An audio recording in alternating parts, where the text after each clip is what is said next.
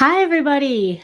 Welcome back to the My Thesis Coach training series on how to write the different chapters of the thesis. So, I'm Gabby, your friendly neighborhood thesis coach, and today we are going to be focusing on the research methods chapter.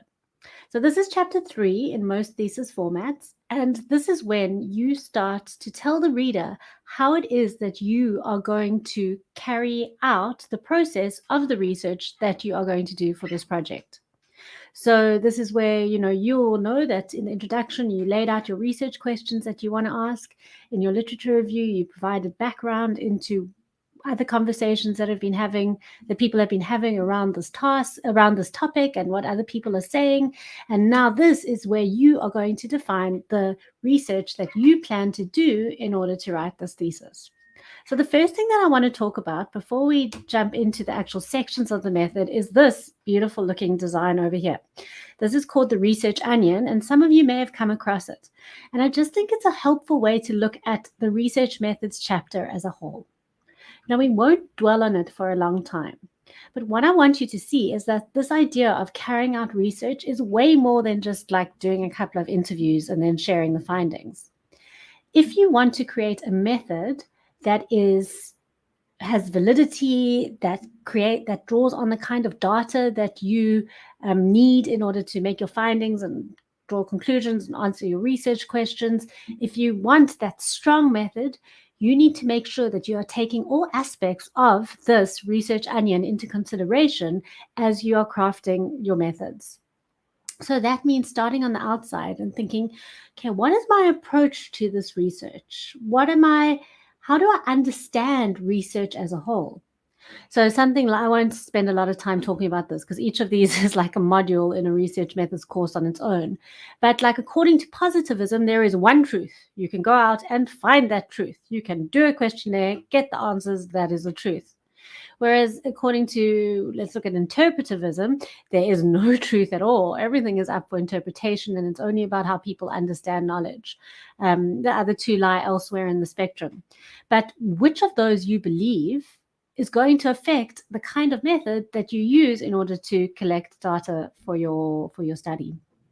Okay, then let's skip over to here. What is the strategy that you're going to be taking on for this research? Are you looking to do a case study, which means you're looking at one thing in detail? Are you wanting to do an ethnography, which is where you deliver like a very rich picture of the lived experience of the thing that you are carrying out? Are you doing an experiment? Each of these also relates to the different philosophies. So depending on which philosophy you pick, which strategy that you take will also be dependent on that. Those two things need to be in line. If you believe that there is no such thing in truth and it's just about what people think, well, then surveys won't help you very much because they'll give you an answer, but you can't believe that's true. So you might prefer to use one of these sort of different, more qualitative methods. Anyway, that said, the next thing you have to decide is, are you going to do a quantitative study? Are you going to do a qualitative study? Are you going to do a mixed method study where you do all kinds of things? And that will depend on what you believe in knowledge, the kind of strategy you're taking on, and how you believe you can answer those research questions. Is it through quantitative, qualitative, or mixed methods? And only then will you start thinking, okay, is it going to be a longitudinal study, which means you look at the same thing over a long time, or is it just going to be cross-sectional, you're picking a moment? Only then will you actually pick your data collection tools and how you plan to analyze your data. So hopefully you can see all of those things have to be in line, which is why before writing the research methods chapter, it's definitely worth taking time to really carefully strategize what you are going to actually do in this chapter. So that said, let's move on to looking at some potential ways of structuring your research methods chapter.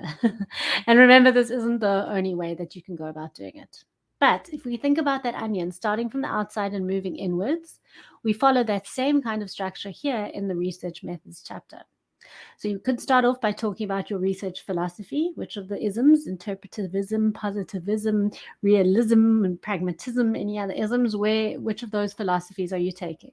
Those will then affect your approach that you then take in terms of, are you going qualitative, quantitative, mixed methods? Is it drawing on inductive, deductive research, and so on?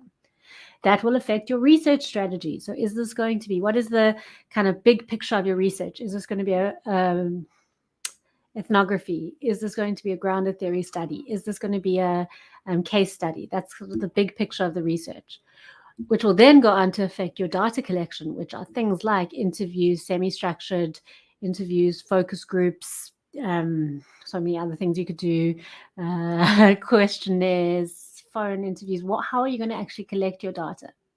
Then you also need to talk about data analysis. What are you going to do with that data once you've collected it? You have to talk about the research validity. So what checks and balances have you put in place to make sure that your research is valid, that you are finding the right answer for the questions you're trying to answer? And finally, of course, you want to show that it's ethical. This is ethical research. So this is by no means the only way that you can structure your research methods chapter, but I've given you these subheadings, and you can see that hopefully, should you answer each of these, you will be addressing all aspects of Saunders' research onion, and you can show that you have that throughput of logic in terms of how you think, and then how you actualize this in terms of collecting your data, and also, of course, analyzing your data. The last thing that I have to leave you with is, in this chapter, you don't only want to tell the reader what you're going to do, but you need to justify that this is actually the right thing to do in the study. Why is this the correct choice? So in order to do that, you may need to pull on some references, not the same as the literature review, but some sources to back up what it is that you've said. So you might have a few in-text citations as well to show that other people have used this method and that method is appropriate, or to show that you understand the method in full. So that was a quickie glide through the methods chapter. I hope that you found that super helpful, and I can't wait to see you again. Don't forget that should you want to be in touch with me directly, you are very welcome to visit the My Thesis Coach website. Don't forget to subscribe to this channel right over here so that you can be the first to access new thesis tips and ideas from your friendly neighborhood thesis coach. Bye.